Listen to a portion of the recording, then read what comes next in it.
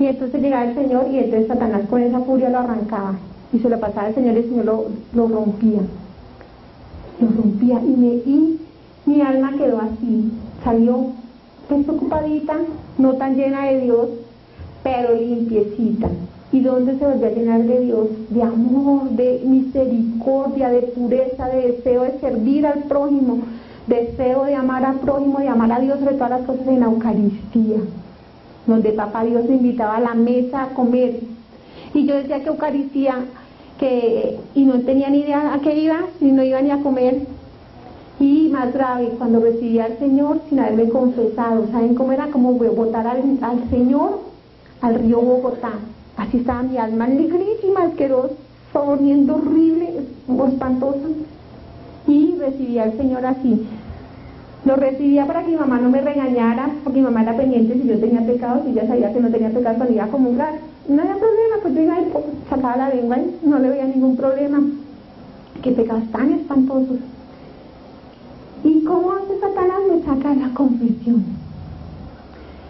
A los 13 años me empecé a volar con mis amigas a ver películas pornográficas, porque mi mamá me hablaba de virginidad, me hablaba de castidad, me hablaba de que era un matrimonio con el Señor, la que tenía una mujer soltera, y que solo la sexualidad era una bendición del Señor cuando uno se casaba. Y el Señor compartía la argolla que uno tenía con él, se la entregaba al esposo, pero que el Señor quedaba dentro de la argolla. Era un trío. Y yo creía en mi mamá y creía en la Virgen, y yo le creía a ella, pero cuando me metieron a un colegio de ricas donde todas, en los años 70, de la época los hippies y todo eso, ese colegio era bastante pesadito, pues mis amigas me contaban con cuántas se habían acostado y todo eso, y ridiculizaron a mi mamá, que tan bruta como me enseñaba esas cosas. Y me van a enseñar, y me enseñan donde habían aprendido ellas, y donde habían aprendido, en el Teatro Luz en el centro, donde habían rotativos de pornografía. Y me fui allá, y con mentiras y engaños, y mire cómo es Satanás de astuto, para engañar a mi mamá, que era tan rígida y no me dejaba ir a ningún lado. Mi amiga era muy astuta, y me dice: César, llama a la mamá de ella y le dice que a mí no me dejan ir a cine, y que le diga a mi mamá que todos los miércoles tenemos que ir a la Biblioteca Nacional. Fácil, todos los miércoles cambiaban los rotativos y me iba a ver películas pornográficas. Sencillo. Cuando yo empecé a ver esas películas pornográficas, Satanás me puso un par de tapones aquí. Mi ceguera espiritual. Me volví ciega. A mí me hablaban de Dios, nada. Pero la primera vez que fui, sí quedé aterrorizada, porque yo era muy inocente. En esa época no había toda esa pornografía en la televisión. Yo quedé aterrorizada y me fui con un dolor a confesarme. Y yo estaba asustadísima y fui y le confesé al padre. Y en esa época los sacerdotes eran bravitos.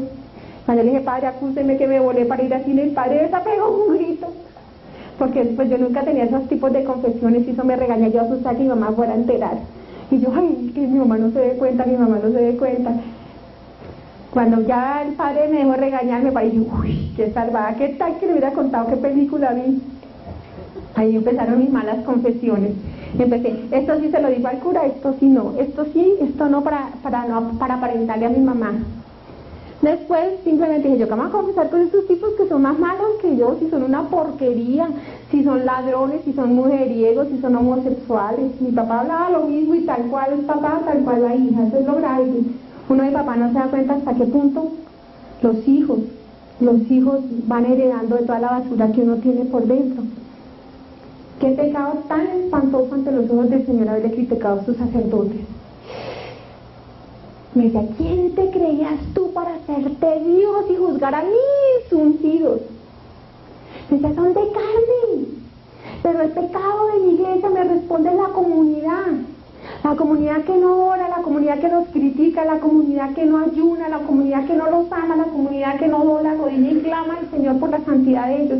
Porque es que no, ustedes vieran el ataque tan espantoso que tiene la iglesia católica. Es impresionante. ¿Cómo será que la pican y la vuelven pedazos cada instante, y todo el mundo atacarla? Es espantoso, pero de eso no voy a hablar.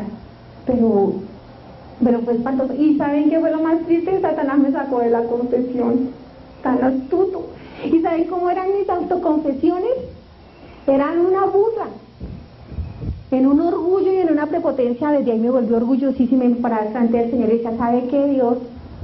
Usted sí me dio una mamá, la embarró, qué vieja tan pasada de moda. No me deja ir a ningún lado, no me deja ir a las fiestas, no me deja ir a disfrutar con mis amigas. Ella solo me habla que el rosario, que virginidad, que casi miren mis amigas tan chéveres que lo pasan. ¿Por qué no me dio la mamá de Estela, mi mejor amiga? Ella sí, ella es elegante, tiene plata, no es pobretona como la mía. Ella sí la deja ir a todas las fiestas. Antes le enseñó cómo era y la tiene planificando y le enseñó lo de la píldora, y en cambio mi mamá ni siquiera sabe eso. Y empezar, por eso es que me tengo que volar a irme a ver películas. Usted miraba a la mamá como la Estela, yo no tendría que mentir. Esas eran mis confesiones, y así y me comulgaba. ¿Ustedes se imaginan lo terrible? Ahí fue cuando se fue mi vida pique. Desde los 13 años empecé a creer a mis amigas y no le volví a creer a mi mamá.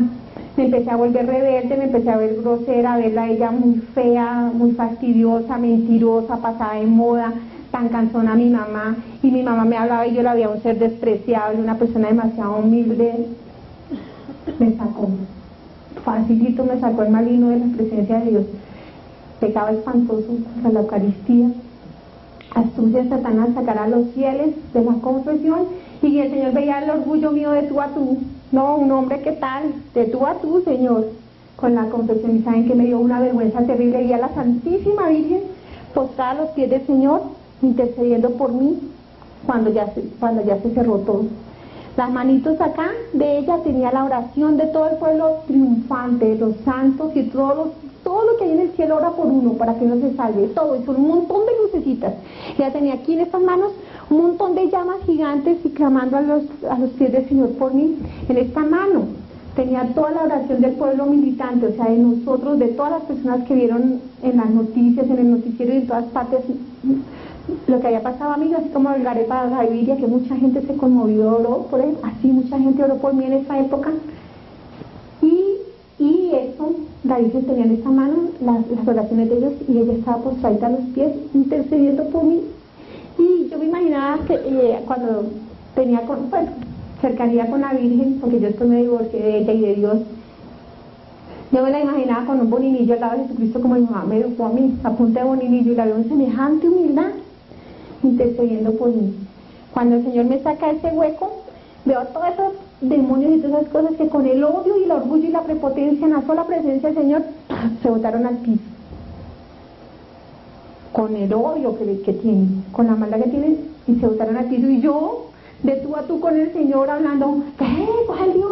No sé qué, ese Dios que me va a servir. Imagínense cuánto amor de Dios aguantarse en mí y amarme a pesar de toda mi miseria.